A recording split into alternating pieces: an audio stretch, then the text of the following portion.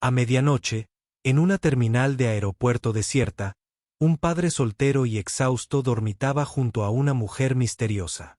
Su hija dormía acurrucada contra él, su pequeño cuerpo cálido contra el frío de las sillas de plástico. Cuando se despertó sobresaltado horas después, la mujer ya no estaba.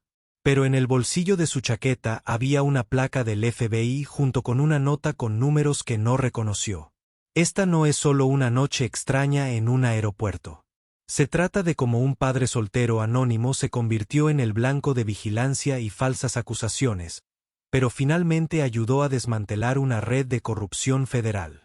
Todo comienza con aquella fría silla de plástico en la terminal del aeropuerto. Ethan Cole miró fijamente el tablero de salidas, mientras el estado rojo parpadeaba junto a su número de vuelo por quinta hora consecutiva. A sus 38 años, las líneas alrededor de sus ojos se habían profundizado considerablemente en el último año, coincidiendo con las canas que ahora salpicaban su cabello castaño oscuro. Su hija Emily, de 6 años y luchando por conciliar el sueño, se apoyó en su hombro. ¿Cuánto tiempo más, papá?, murmuró, agarrando el desgastado conejo de peluche que llevaba a todas partes. No estoy seguro, cariño, respondió Ethan, mirando su reloj. 2:17 de la mañana. La entrevista técnica en Seattle, para la que había reunido el dinero, había ido bien. Extraordinariamente bien, de hecho. Pero este retraso inesperado de una noche estaba agotando el dinero de emergencia que había reservado. Un hotel cerca del aeropuerto era impensable. 15 meses desde los despidos de la compañía de aviación. 15 meses sobreviviendo con el desempleo, luego trabajos esporádicos de consultoría, agotando sus ahorros y vendiendo todo lo valioso excepto la casa con su hipoteca aplastante. 15 meses desde que el seguro de Amanda pagó su funeral y el fondo para la futura universidad de Emily. Un fondo que Ethan había jurado no tocar jamás, por muy desesperada que se pusiera la situación. Se removió incómodo en el duro asiento de plástico. 2 filas más allá, un hombre de negocios con un traje arrugado roncaba ruidosamente, con el maletín apretado contra el pecho. El personal de limpieza se movía metódicamente por la terminal, sus aspiradoras creaban un zumbido distante. Y junto a él, separada solo por un asiento vacío, estaba sentada una mujer. Llevaba allí al menos una hora, aunque Ethan no recordaba exactamente cuándo había aparecido. 30 y tantos, vestida informalmente con vaqueros y una chaqueta azul marino, su cabello castaño recogido en una sencilla coleta. Nada destacable salvo sus ojos, alertas, observadores, escudriñando la terminal con precisión practicada. Cuando sus miradas se cruzaron brevemente antes, ella asintió cortésmente antes de volver a su cuaderno. La respiración de Emily se hizo más profunda al entregarse finalmente al sueño. Ethan le ajustó cuidadosamente la chaqueta sobre los hombros, luchando contra su propio agotamiento. La empresa de Seattle prácticamente le había garantizado el puesto de consultor senior de ingeniería. No su antiguo salario, pero sí lo suficiente para detener la sangría financiera, tal vez incluso empezar la reconstrucción. Sus párpados se volvieron pesados mientras observaba a la mujer a su lado garabateando algo en su cuaderno. Sus movimientos eran rápidos y eficientes. Levantó la vista, escudriñando la terminal de nuevo. Su postura se tensó de repente. La curiosidad de Ethan se desvaneció brevemente antes de que la fatiga lo abrumara. Su último pensamiento consciente fue preguntarse qué había llamado su atención en esta terminal de medianoche medio vacía. Cuando despertó sobresaltado, la luz de la mañana se filtró por las ventanas de la terminal. Emily todavía dormía contra él, pero el asiento junto a ellos estaba vacío. La mujer había desaparecido. Ethan estiró sus extremidades entumecidas y notó que su chaqueta se había deslizado al suelo. Al alcanzarla, sintió algo desconocido en el bolsillo. Sus dedos se cerraron sobre una pequeña cartera de cuero. Dentro había una placa de identificación del FBI con el nombre de Sarah Monroe y una fotografía de la mujer que se había sentado a su lado. Hart, de repente, se apresuró, Revisó su otro bolsillo y encontró un trozo de papel doblado con una serie de números que parecían ser de una cuenta bancaria, seguidos de una serie de lo que parecían códigos de transacción. Al final había una sola frase. «¿Saben que lo viste? ¿Vieron qué?» La mente de Eisen daba vueltas. Un anuncio áspero por el sistema de megafonía lo sobresaltó. El vuelo 1422 de American Airlines a Indianápolis está embarcando en la puerta C-17. Papá, ¿nos vamos a casa ya? Emily se frotó los ojos, con el cabello rubio enredado por dormir erguido. Eisen rápidamente guardó la placa y el papel en su bolsillo. Sí, cariño. Hora de ir a casa. Pero mientras recogían con su escaso equipaje, Eisen no podía quitarse la sensación de que algo había cambiado radicalmente. Que de alguna manera, en medio de la noche, en esa terminal anónima, se había metido sin querer en algo peligroso. 3 días después de regresar a su casa en Indianápolis, Eisen vio el sedán, negro, anodino, estacionado frente a su modesto complejo industrial de 2 plantas, donde la mayoría de las casas parecían extrañamente similares. Podría no haber sido nada. Una visita a un vecino, tal vez, excepto que también había estado allí el día anterior. Y el conductor siempre parecía estar mirando algo cuando Eisen lo miraba. Dentro de la casa, volvió a consultar su correo electrónico. La empresa de Seattle se había quedado repentina e inexplicablemente en silencio. Sus correos de seguimiento no recibieron respuesta. Finalmente, esa mañana, llegó un mensaje de confirmación. Hemos decidido buscar a otros candidatos. Gracias por su interés. Ninguna explicación, ningún comentario sobre lo que había sido una entrevista ejemplar. Papá, ¿podemos comer espaguetis esta noche?, preguntó Emily desde la sala de estar, donde estaba trabajando en un proyecto de arte escolar, con purpurina ya esparcida por la mesa de centro. Claro. No sé, respondió, haciendo clic distraídamente en las pestañas del navegador que había dejado abiertas. Algo no iba bien. El sitio web del banco mostró su lamentable saldo con bastante precisión, pero había una notificación de inicio de sesión de ayer cuando estuvo ocupado en la presentación escolar de Emily. Pensó nuevamente en la insignia y los números. Después de regresar a casa, buscó en internet a la agente del FBI Sarah Monroe, pero no encontró nada concreto. El número de cuenta bancaria no conducía a ningún lugar al que pudiera acceder. Los códigos de transacción no significaban nada para él. ¿Qué había querido decir? Ellos saben que lo viste. ¿Qué viste? El timbre sonó, sacándolo de sus pensamientos. A través de la mirilla, vio a un repartidor sosteniendo un paquete. Bastante normal, excepto que Eisen no había pedido nada. No podía permitírselo. Paquete para Cole, dijo el hombre, apenas levantando la vista de su escáner de mano. No pedí nada, respondió Eisen a través de la puerta. El repartidor se encogió de hombros. Dice, aquí, Cole, 1472 Bestridge Drive. Eres tú, ¿verdad? De mala gana, Eisen abrió la puerta y aceptó el pequeño paquete. Sin dirección de retorno. Dentro había un teléfono celular usado, un modelo básico antiguo, y nada más. Mientras lo giraba en su mano, vibró con un mensaje de texto entrante. Deja de mirar. Destruye la placa y los números de cuenta. Te están vigilando. Eisen dejó caer el teléfono como si lo hubiera quemado. Emily levantó la vista de su proyecto de arte. ¿Qué pasa, papá? Nada, cariño, dijo forzando una sonrisa. Solo correo basura. Esa noche, después de que Emily se durmiera, Eisen se sentó en la oscuridad de su cocina, con la placa del FBI iluminada por la pantalla de su computadora portátil. Había trabajado para Meridian Aerospace durante 11 años antes de los despidos.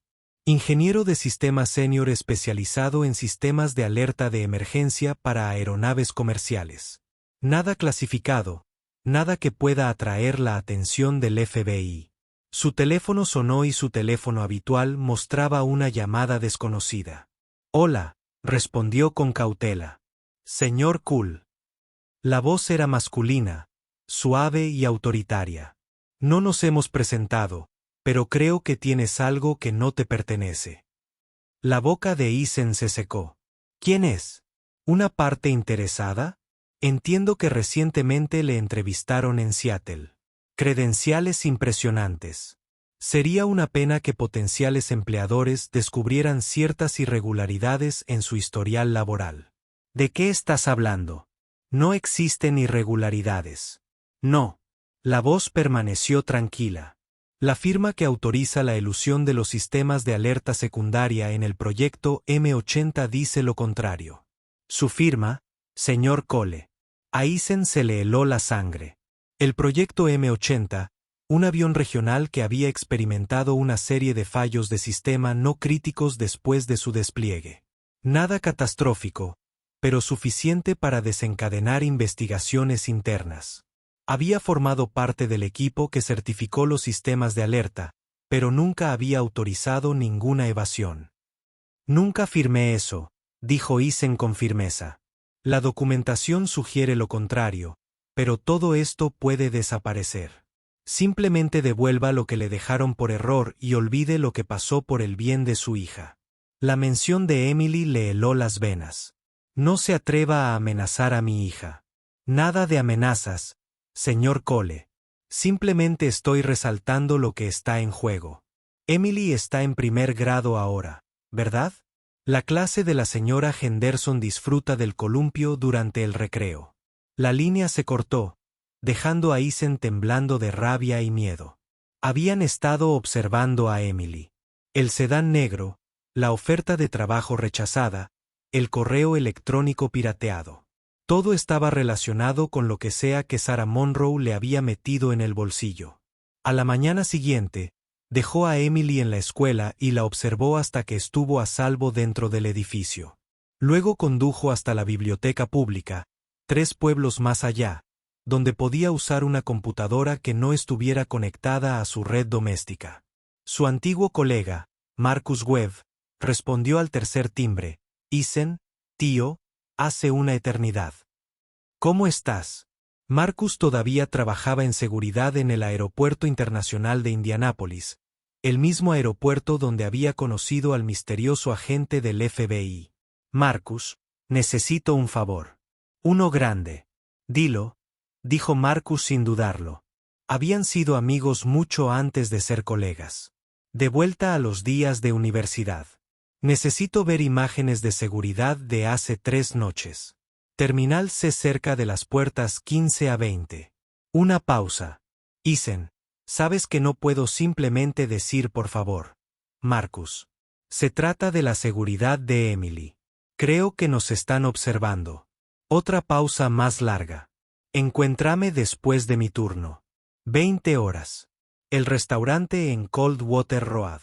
Exactamente a las 8 de la noche, Eisen se sentó en una mesa de la esquina del restaurante casi vacío. Marcus llegó minutos después, deslizando una unidad USB sobre la mesa. ¿Qué pasa, Eisen? Te ves fatal. Eisen explicó rápidamente sobre la mujer en el aeropuerto. La placa del FBI, la llamada amenazante. La expresión de Marcus se volvió cada vez más seria. Saqué el metraje. Hay algo que necesitas ver más tarde esa noche.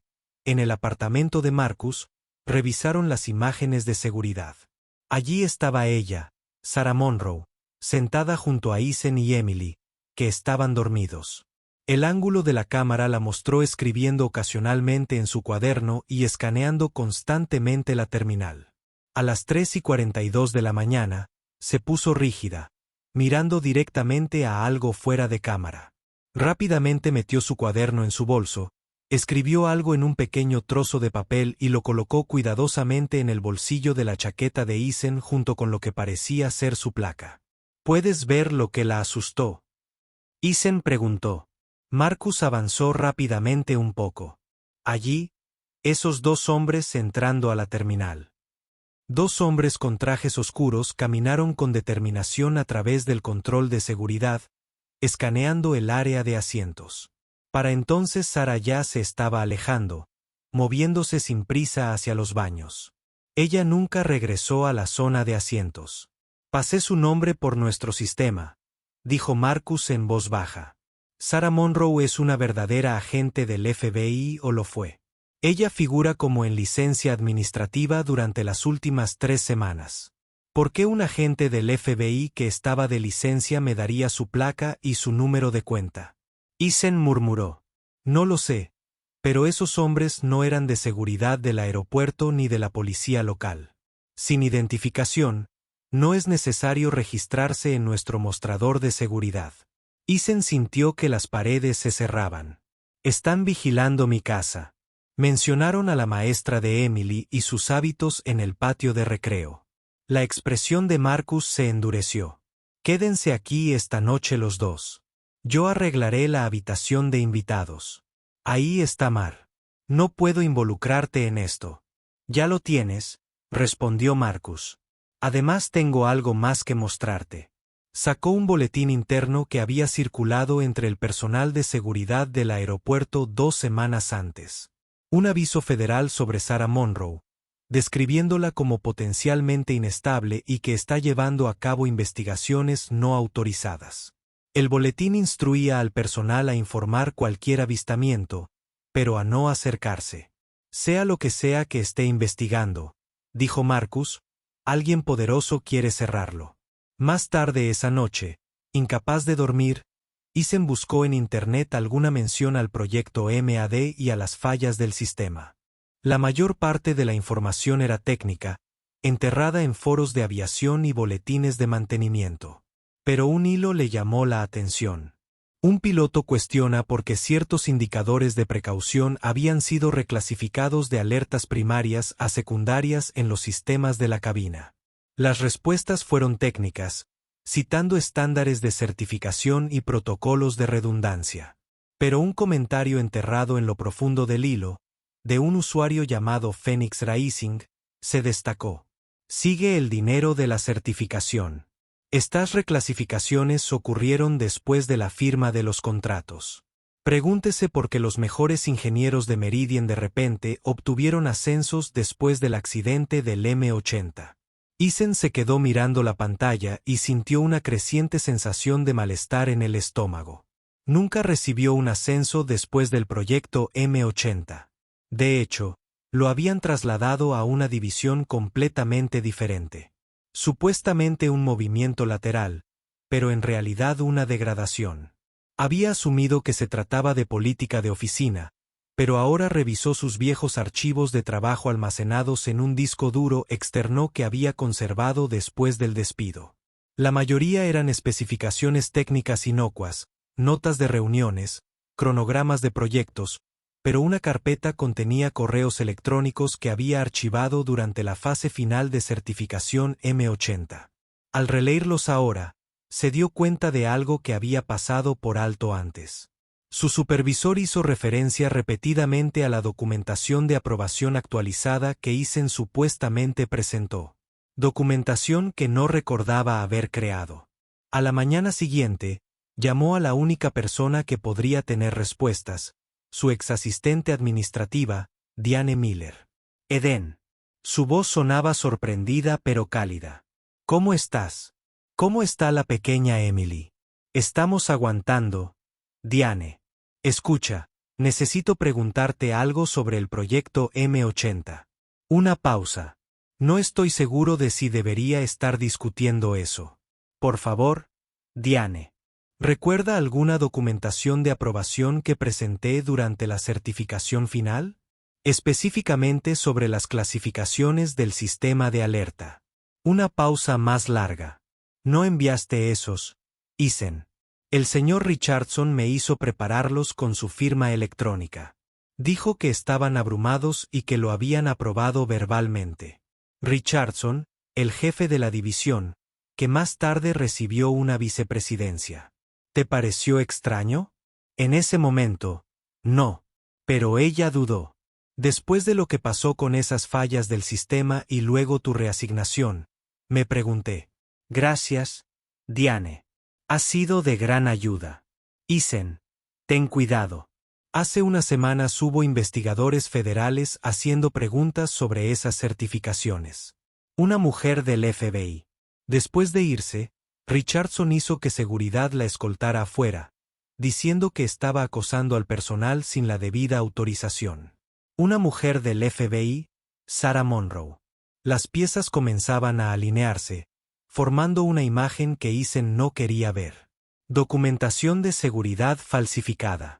Su firma electrónica utilizada sin autorización. Se rebajaron los sistemas de alerta para evitar costosos retrasos en la entrega de aeronaves. Y alguien estaba dispuesto a amenazar a una niña de 6 años para mantenerlo en silencio. Durante 3 días, Eisen y Emily se quedaron con Marcus, saliendo solo cuando era necesario. El sedán negro ahora estaba estacionado cerca del edificio de apartamentos de Marcus. No habían perdido la cola, solo la habían reubicado. Eisen había dejado a Emily en casa, sin ir a la escuela, alegando que estaba enferma, para ganar tiempo mientras trataba de entender en qué se había metido. A la 4ª mañana, el teléfono quemador que le habían entregado en su casa y que había traído consigo a la de Marcus vibró con un nuevo mensaje. Biblioteca Pública, sucursal principal, sección infantil 14 horas. ING Emily. No se lo digas a nadie. Es una trampa, dijo Marcus inmediatamente cuando Eisen le mostró el mensaje. Tal vez, asintió Eisen. Pero también podría ser nuestra única oportunidad de obtener respuestas. Discutieron durante 1 hora antes de llegar a un acuerdo. Eisen iría solo. Marcus llevaría a Emily a la casa de su hermana en Bloomington, a 2 horas de distancia. Si Eisen no llamaba antes de las 4 de la tarde, Marcus contactaría a la policía local. La biblioteca principal estaba concurrida durante una tarde de un día laborable. Eisen llegó temprano, posicionándose en la sección de niños con una visión clara de todos los accesos. Exactamente a las 2 de la tarde, una mujer con gorra de béisbol y gafas de sol se sentó en la mesa frente a él, fingiendo leer un libro ilustrado. ¿Dónde está tu hija?, preguntó sin levantar la vista. Es seguro, respondió Eisen. ¿Dónde está su placa del FBI? Agente Monroe. La postura de la mujer se puso ligeramente rígida. Se quitó lentamente las gafas de sol, revelando los mismos ojos observadores que recordaba del aeropuerto. Cara para ti, así que ya lo resolviste. Lo que no he entendido es por qué me involucraste a mí y a mi hija en lo que sea que estás investigando. Sarah Monroe miró a su alrededor antes de inclinarse hacia adelante. No lo involucré, señor Cole. Ya estabas involucrado. Simplemente no lo sabías. El proyecto M80. Un destello de sorpresa cruzó su rostro. Has estado ocupado.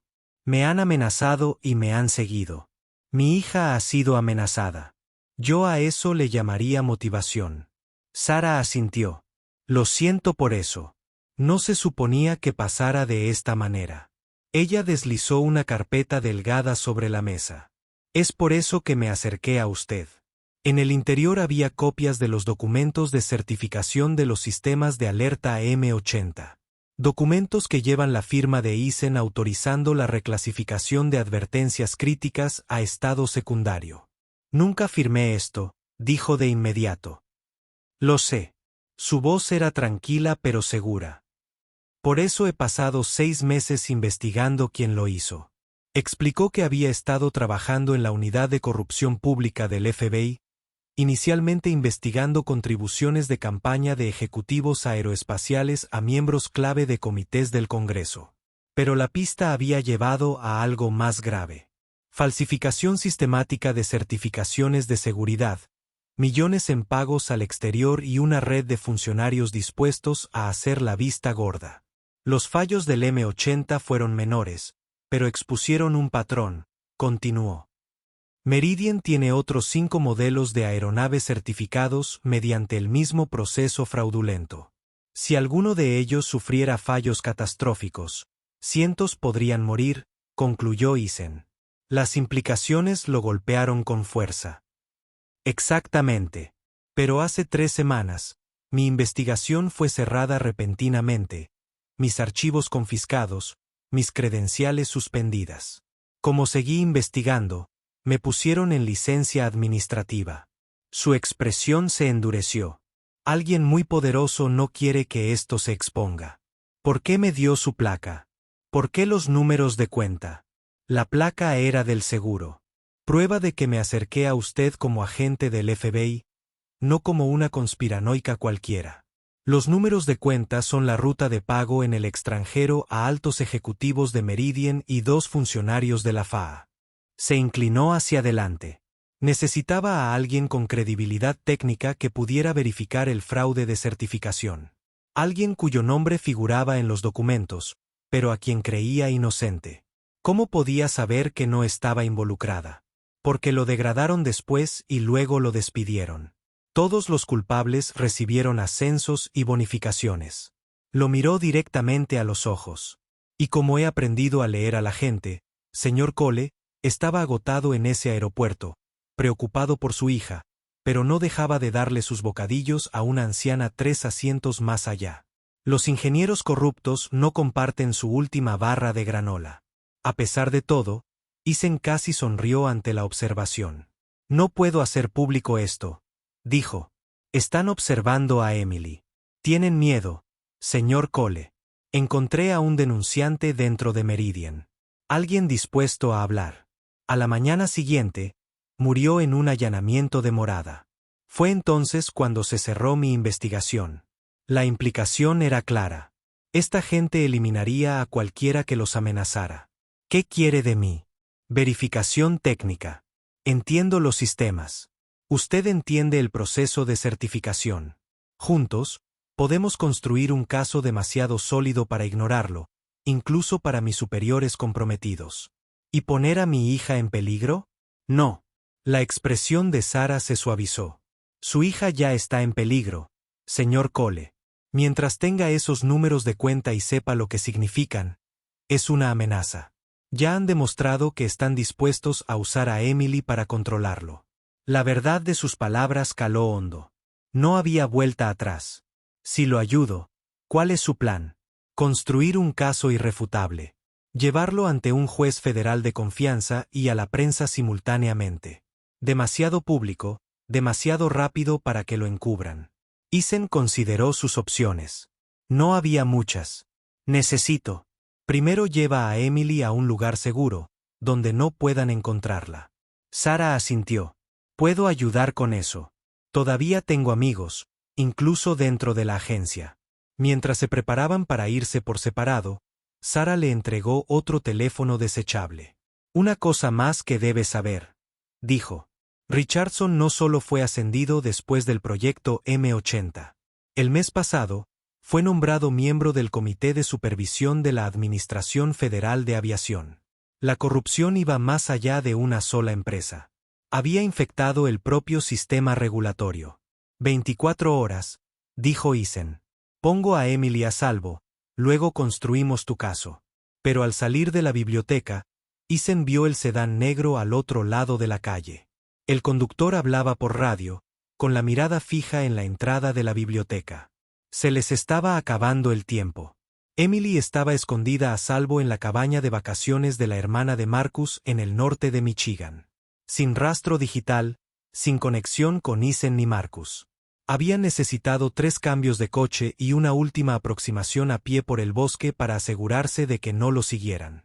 Eason odiaba dejarla, incluso con la hermana de Marcus, Vanessa, una enfermera jubilada que inmediatamente llevado a la niña.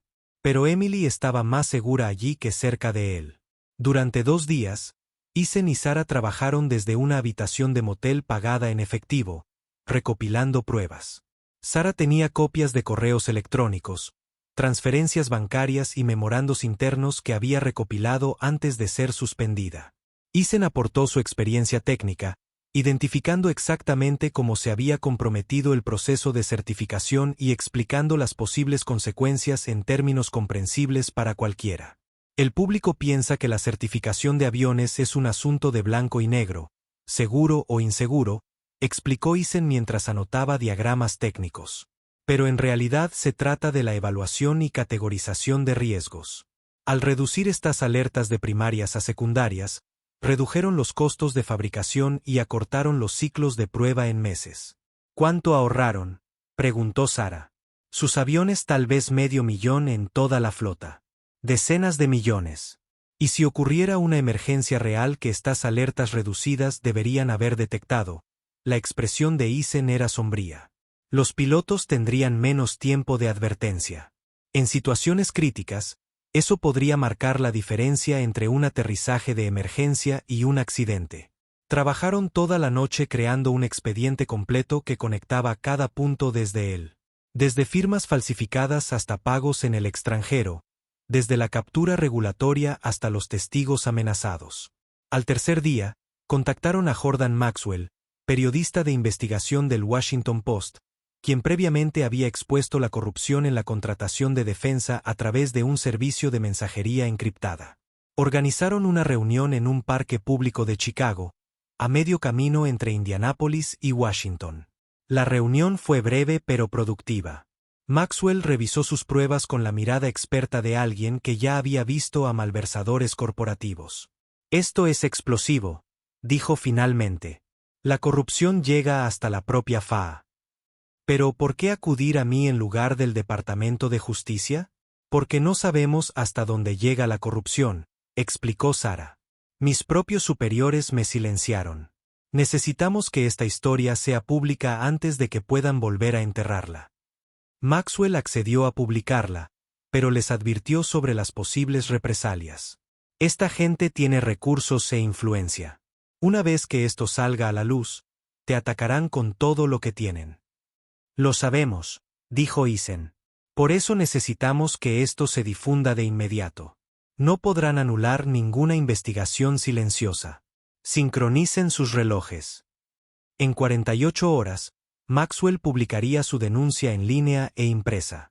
Simultáneamente, Sara presentaría sus pruebas a la jueza Eleanor Rivera, una jueza federal conocida por su independencia e integridad. Mientras se preparaban para separarse, Maxwell hizo una última pregunta. ¿Qué le hizo arriesgarlo todo por esto, señor Cole? Podría haber destruido esa placa, olvidarlo todo. Eisen pensó en Emily, en el futuro que se merecía. Porque hay cosas que importan más que la seguridad. Hay cosas por las que vale la pena luchar. El plan estaba establecido. Tenían 48 horas para prepararse para la tormenta. Que habían subestimado a sus oponentes. Esa noche, cuando Eisen y Sara regresaron al motel, encontraron la puerta entreabierta. Dentro, la habitación había sido saqueada. Las computadoras portátiles habían desaparecido. Los archivos estaban dispersos. «Nos encontraron», dijo Sara, buscando automáticamente un arma que ya no llevaba. Sonó el teléfono de Eisen. Su celular habitual, que había mantenido apagado, excepto para breves encuentros con Marcus. «Señor Cole», la misma voz suave de antes. Decepcionado con sus decisiones. «¿Qué quiere?» «Lo mismo que quería antes. Devuelve lo que no te pertenece. Cesa esta cruzada desacertada y todos seguiremos adelante con nuestras vidas». «Es demasiado tarde para eso», respondió Eisen. «La evidencia ya está en la prensa». Una pausa. «¿Es todo?» «Porque nuestras fuentes dicen que aún estás recopilando material». Otra pausa. «¿Sabías que a tu hija le encanta alimentar a los patos?» Ella y la amable señora que la cuida pasaron una hora en el estanque esta mañana. A Eisen se le heló la sangre. Encontraron a Emily. «Si la tocas, es tu decisión, señor Cole. Nos vemos mañana. Trae todas las copias de tus evidencias, la placa original y al agente Monroe. Haz esto y tu hija estará a salvo. Niégate». Y la voz se apagó significativamente. Después de terminar la llamada, Eisen se desplomó en el borde de la cama, con la cabeza entre las manos. Encontraron a Emily. La están vigilando ahora mismo. El rostro de Sara palideció. Tenemos que avisar a la hermana de Marcus. Nada de teléfonos. Estarán monitoreando todo. Eisen levantó la vista. Desesperación en sus ojos. Tengo que ir allí ahora. Eso es exactamente lo que quieren, argumentó Sara. Separarnos para controlarte a través de Emily. Es mi hija. Y usarán eso.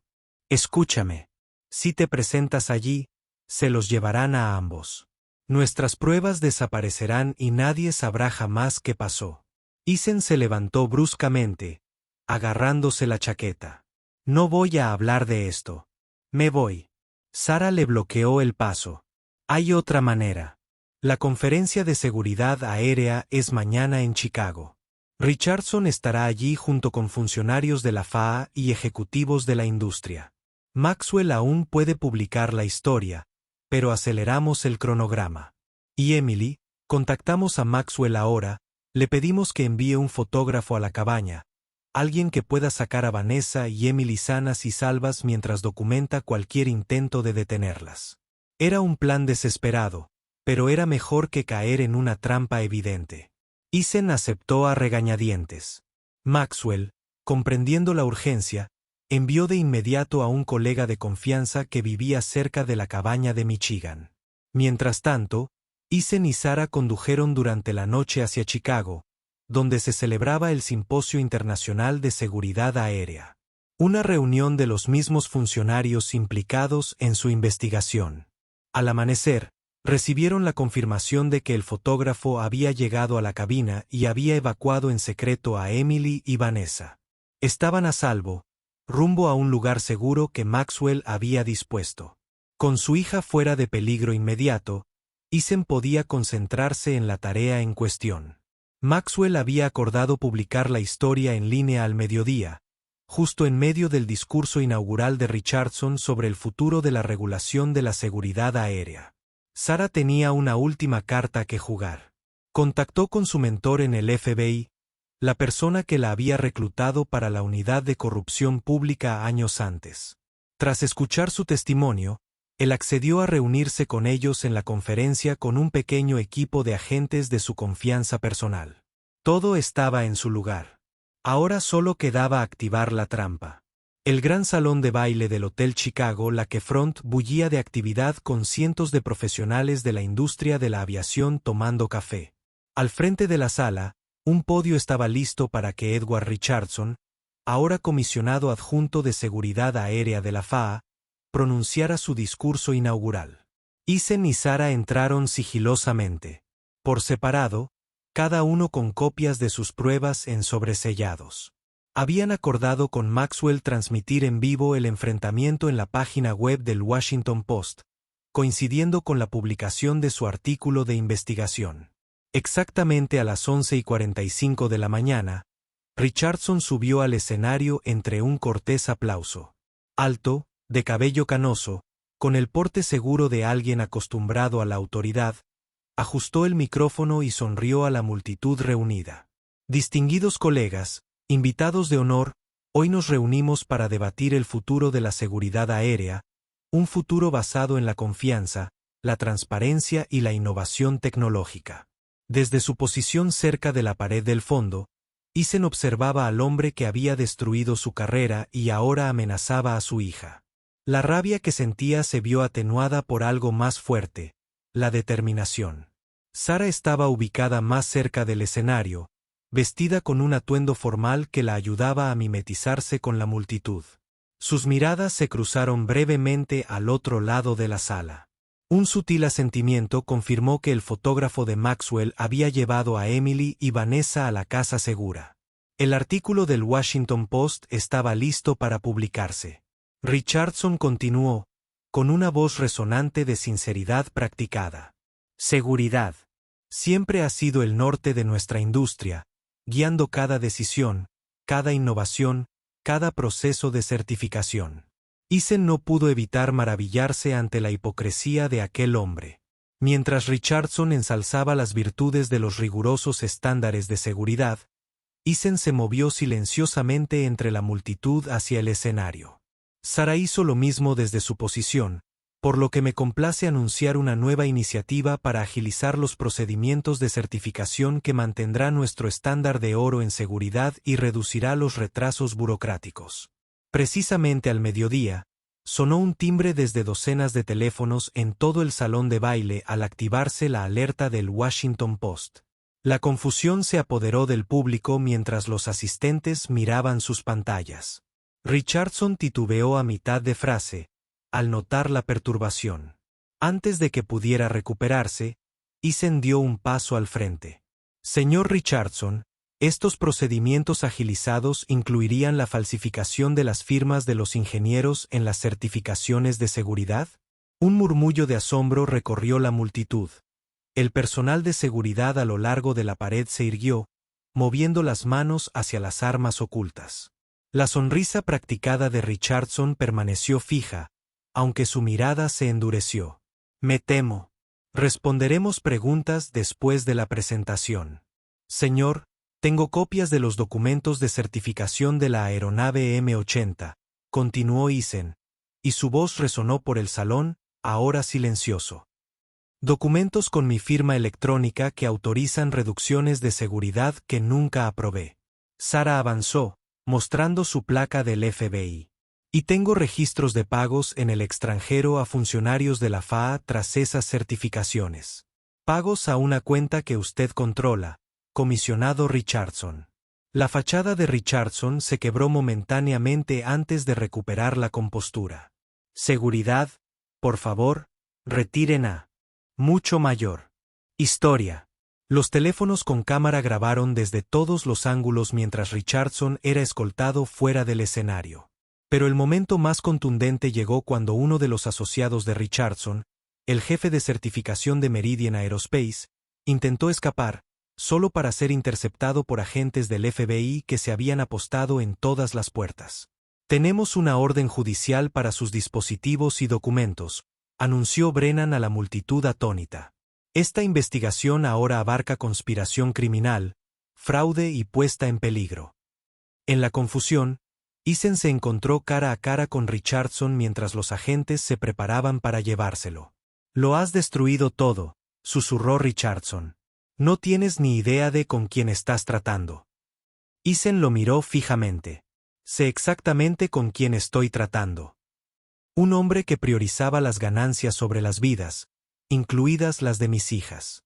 Mientras se llevaban a Richardson, los periodistas se abalanzaron sobre Eason y Sara. Maxwell había dispuesto la presencia de un equipo de video del Washington Post y en cuestión de minutos estaban transmitiendo en vivo.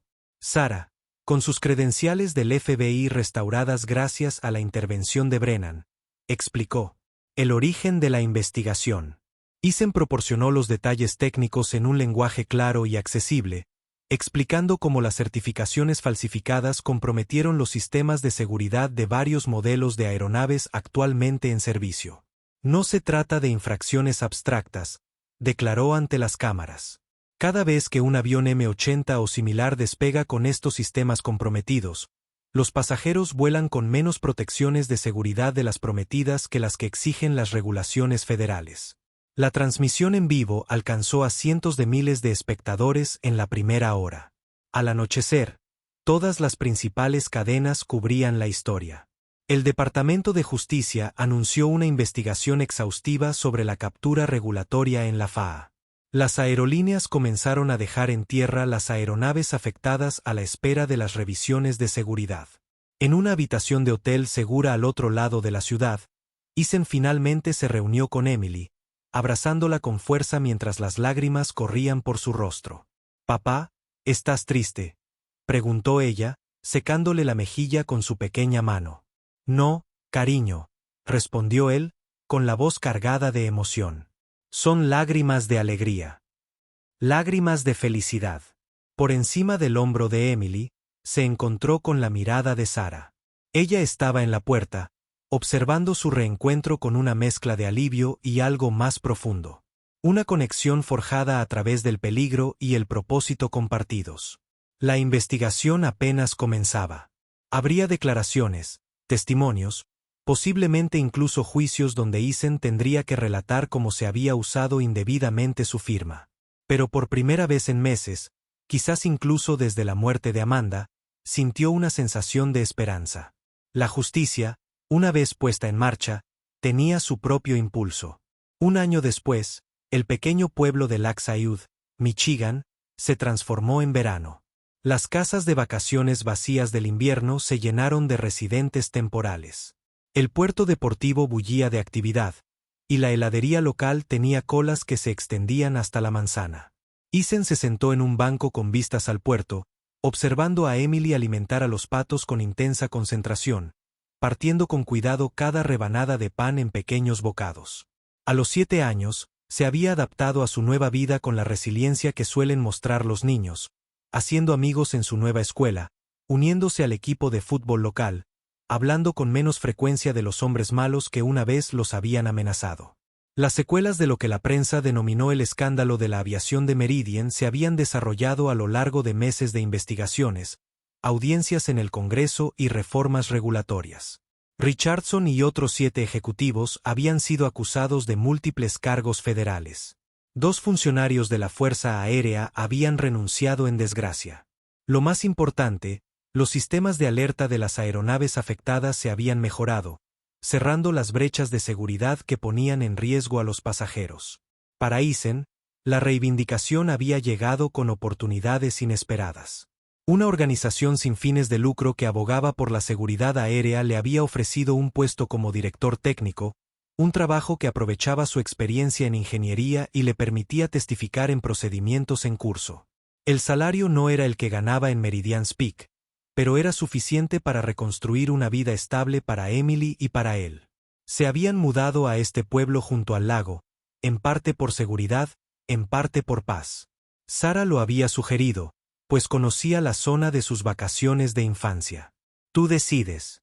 Ethan levantó la vista y vio a una mujer acercarse, de aspecto profesional, con un portafolios de cuero bajo el brazo. La señorita Winters, reconoció, poniéndose de pie para estrecharle la mano. Gracias por venir hasta aquí. El Departamento de Justicia agradece su continua cooperación, respondió. Esta declaración debería ser una de las últimas. Habían programado esta reunión fuera de su oficina, lejos del juzgado, una pequeña concesión al deseo de Ethan de mantener su trabajo separado de su vida personal.